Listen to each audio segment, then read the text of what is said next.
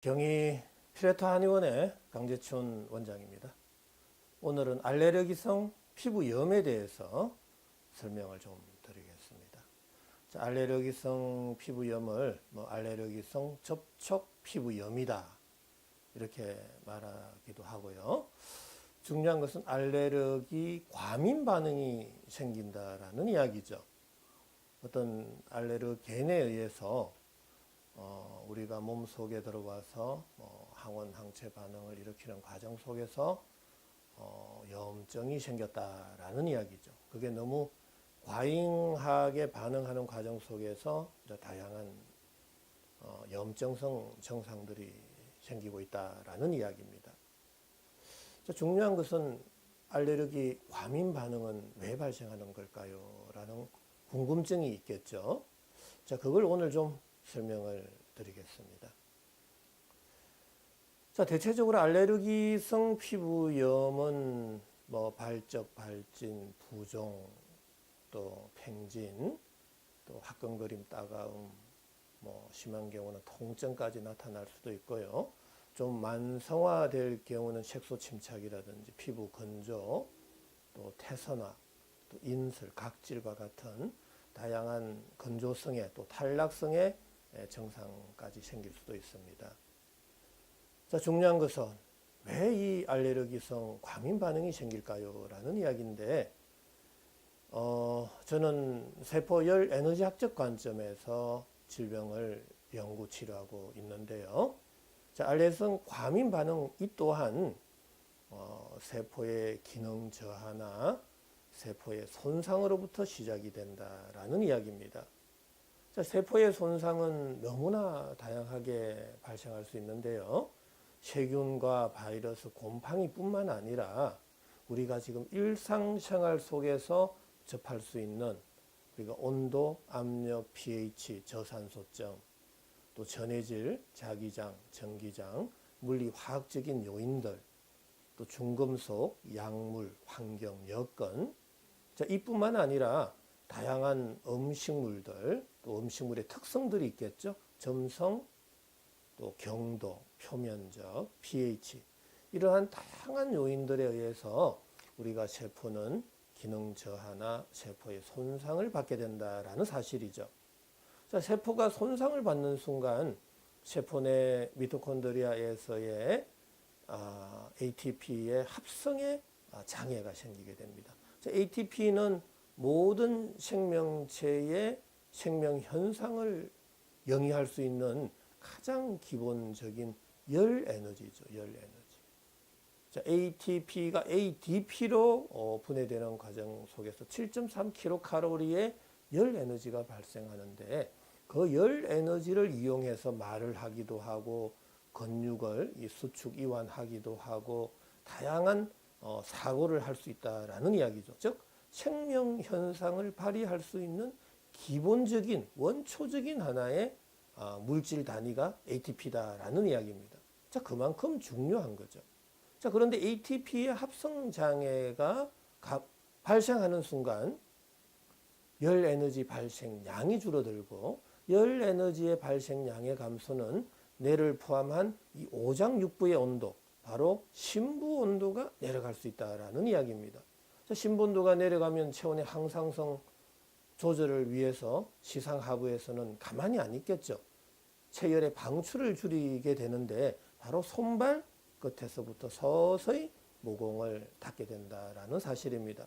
자, 그 이후에 우리는 일상적인 생활을 하죠. 자, 밥을 먹고 업무를 하고 다양한 운동도 하고 자, 하다 보면 몸속에서 열 에너지는 발생합니다. 자, 그 발생된 열 에너지는 어디로 가야 되는 거죠? 라는 겁니다.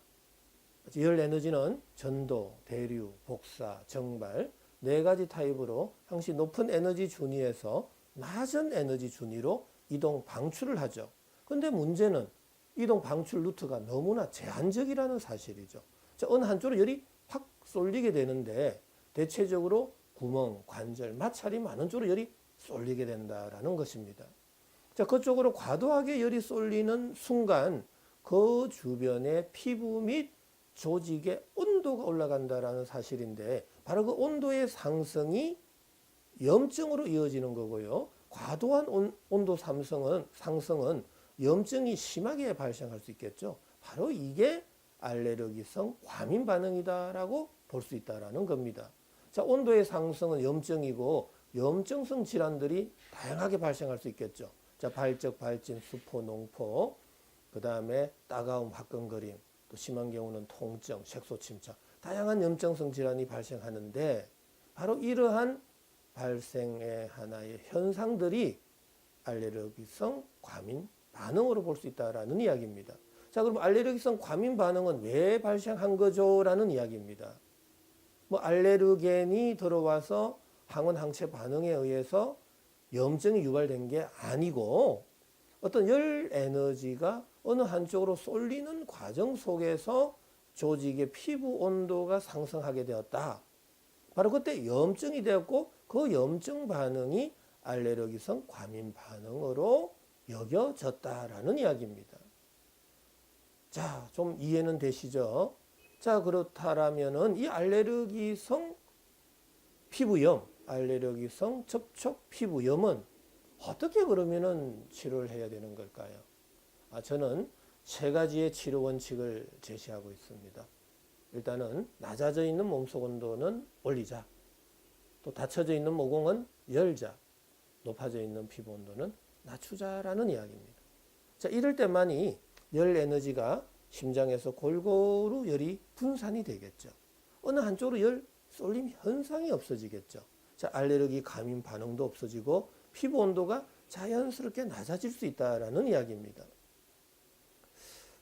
자, 그런데 중요한 것은 피부 온도를 낮추기 위해서 세포 열 에너지 대사를 억제를 시킬 경우는 피부 온도, 심부 온도 둘 다 내려가게 된다라는 이야기입니다. 자, 피부 온도가 내려가는 순간 알레르기 과민 반응은 그대로 없어집니다. 피부의 염증도 사라집니다. 너무나 좋겠죠. 하지만 심부 온도가 내려가는 순간 모공은 더 다치게 되겠죠. 자, 밥을 먹고 활동을 하면 열은 발생하고 그 발생된 열 에너지는 또 어느 한쪽으로 열이 쏠려서 방출이 된다라는 이야기죠. 바로 알레르기성 과민 반응이 또다시 생기게 된다라는 겁니다. 자, 계속 알레르기성 피부염은 낫지 않고 계속 만성화되고 악화될 수 있다는 사실이죠. 자, 이게 굉장히 중요한 겁니다. 그래서 꼭 기억하셔야 되는데 반드시 알레르기성 피부염 또 알레르기성 과민 반응을 없애기 위해서는 반드시 낮아져 있는 몸속 온도 올려라. 높아져 있는 피부 온도 낮추고 닫혀져 있는 모공을 열어서 전신으로 골고루 열을 분산시켜야 된다라는 사실입니다.